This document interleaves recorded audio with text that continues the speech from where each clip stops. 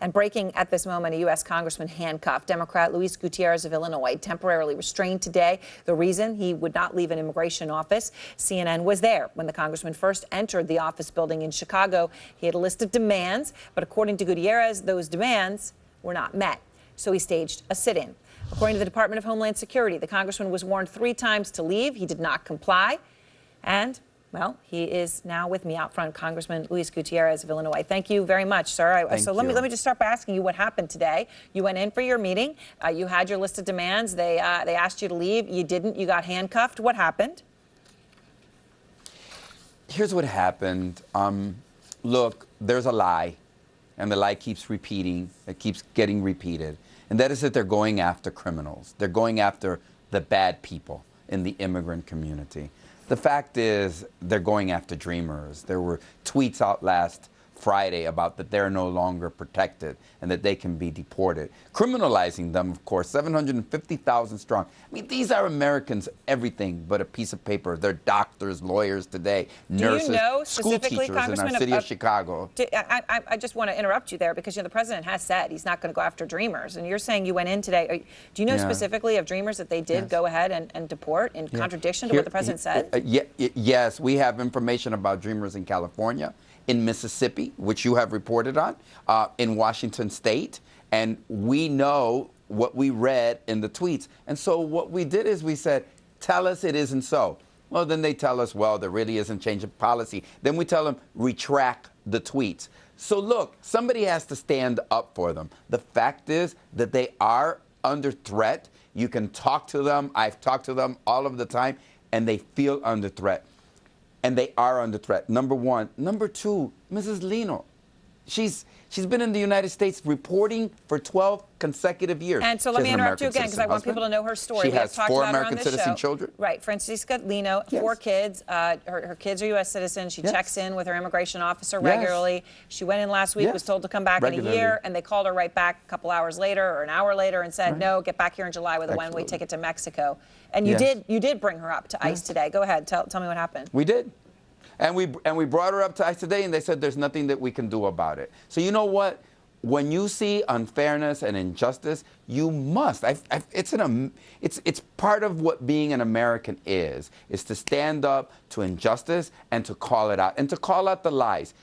Mrs. Lino is not a criminal. She's an American. She's a wife of an American citizen. She has beautiful children. She's reported, as you have reported, for 12 years. But she's not alone. Father Dom from St. Pius Church and the Resurrection Group also brought up a case about a constituent of his. So look, we know this is going on.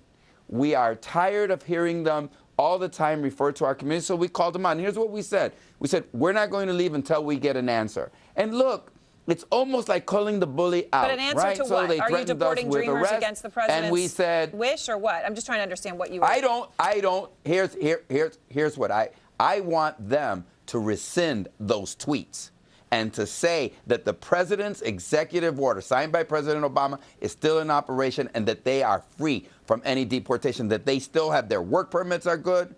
Look, I asked them to come forward, and they did by the hundreds of thousands. And today is a time for us to stand up as American citizens and to confront our government. Whether it's transgender kids, whether it's a woman's right to choose, whether it's $15 an hour, whether it's our environment, whether it's a Muslim ban, we must as Americans confront our government when our government is wrong. And that's what we did today. So when they threatened us with arrest, we said, arrest us. If that's what you must do, we came here to get answers. You saw what they did. They put handcuffs on, and then they said, you're now released. It's very different when it's not in the dark of the night and there's a vulnerable, fearful immigrant community that cannot defend themselves, and when they have to confront American citizens in plain daylight with the media watching. Very, very different. And we want to shed light on this situation. Our cameras were there. We were shedding light on it. But I want to ask you, because Francisca's story is very emotional, and when you see it, your heart goes out to her. When you take that in aggregate, though, you say, all right, she used a fake visa. That is a crime when you come to the United States. She is in the United States illegally. Yes, her children are U.S. citizens, but she never went ahead and got that citizenship.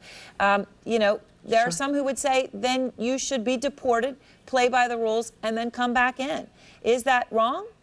Yeah. It is wrong for this reason. There are 5 million American citizen children whose parents are just like Mrs. Lena. 5 million. Should we have a policy across America with those 5 million American citizen children grow into adults and what they remember about their government during their childhood was that they were after their parents? Look, when they say they're going after the criminals, what do they say? That bad hombre, right? The murderers, the rapists, the drug dealers. Mrs. Lena's not a murderer. Right? For 12 years, she reported to the government. Yes, she the did. government has an obligation and a responsibility to use discretion as it applies the law. There are millions of American citizen children. We would be better off taking the Senate action that was passed in 2013, in which most members of the House passing immigration reform and giving her an opportunity to get right with the law. But moreover, 750,000 Dreamers got right with the law. But now you can check their Twitter account from last Friday. They're not giving them the same safety. It's wrong, and we're going to call them out on it. All right, Congressman, I appreciate your time. Thank you. Thank you. And out front next, new